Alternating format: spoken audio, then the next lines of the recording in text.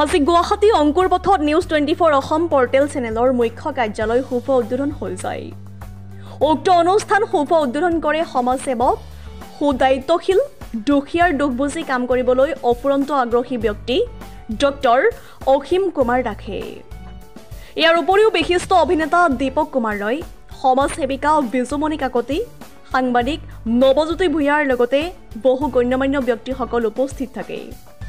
অতিথিসকলক তেওঁলোকৰ ফালৰ পৰা অসমীয়া স্বাভিমান গামোচা আৰু স্মাৰক পত্ৰই আদৰণি জনাই কৰ্মকৰ্তাসকলৰ সহায় সহযোগত অনুষ্ঠানটিৰ সফল সামৰণি পৰে। তেওঁলোকে আমাক জনোৱা অনুসৰি উক্ত চেনেলটিয়ে 3টা বৰ্ষ অতিক্ৰম কৰিছে। ৰহাৰ পৰা নৱজ্যোতি ভূঞাৰ ৰিপৰ্ট, JNKD নিউজ। হয়, বিগত সময়ছোৱাত আমি যিহেতু নিউজ 24 অসমৰ জন্ম লৈছোঁ 2022 চনৰ 21 ডিচেম্বৰ, আৰু তেতিয়াৰ পৰা আমি যুদ্ধ কৰি গৈছোঁ। আমাৰ সংগ্ৰাম চলি আছে, সংগ্ৰাম চলি থাকিব আগন্তুক দিনলৈকে।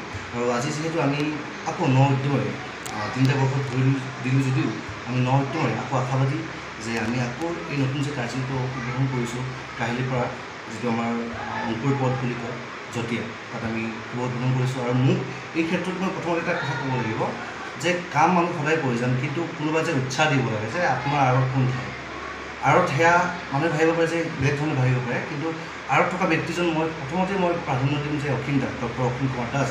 বিগত সময়ছোৱাৰ পৰা আমাক যিখিনি মৰম দিছে নিউজ 24 অসমক, বা ব্যক্তিগতভাৱে মোৰ লগত যিটো সম্পৰ্ক, কাৰণ তেওঁ ককাই, আৰু সেই সম্পৰ্কৰে আজি আমি আগবাঢ়িছোঁ। আৰু আজি ইমান সুন্দৰকৈ যিখিনি মানুহে আমাক আশীৰ্বাদ কৰিবলৈ আমাৰ এই অনুষ্ঠানত উপস্থিত হৈছে বা আমাৰ কাৰ্যালয়ত উপস্থিত হৈছে, তেওঁলোকক আমি অশেষ কৃতজ্ঞ ধন্যবাদ জ্ঞাপন কৰিছোঁ। আগন্তুক দিনটো এনেদৰে আমাৰ মৰম দি যাব বুলি আমি বিশ্বাস কৰোঁ।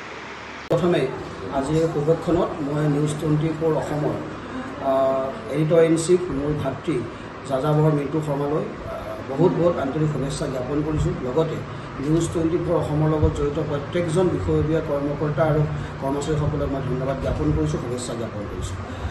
খুব এটা দীঘলীয়া যাত্ৰা। নিউজ 24 অসম আজি প্ৰায় 3 বছৰ আগতেই নিজৰ যাত্ৰা আৰম্ভ কৰিছিল, আৰু নিউজ 24 অসমৰ লগত মই ওতঃপ্ৰোতভাৱে জড়িত হৈ আছিলোঁ। কিন্তু কিছু সময়ৰ অকণমান খেলিমেলি আৰু কিছু কাৰিকৰী বিজুতিৰ বাবে আমি ক'ৰবাত অকণমান স্থবিৰ হ'ব লগা হৈছিল। কিন্তু এতিয়া আমি আকৌ নতুনকৈ আমাৰ যাত্ৰা আৰম্ভ কৰিছোঁ। মোৰ আশা আৰু বিশ্বাস নিউজ 24 অসমে এক নতুন দিগন্তলৈ এই আমাৰ সংবাদ মাধ্যম, যি গণতন্ত্ৰৰ চতুৰ্থ স্তম্ভ সংবাদ মাধ্যম, এই জগতখনত নিৰ্ভীক, নিৰপেক্ষ আৰু আপোচবিহীনভাৱেৰে নিজৰ কৰ্ম কৰি সমাজত আৰু ৰাইজৰ মাজত নিউজ 24 অসম সদায় প্ৰতিষ্ঠিত হওক, তাৰে মই আজি এই শুভক্ষণত কামনা কৰিছোঁ। ধন্যবাদ।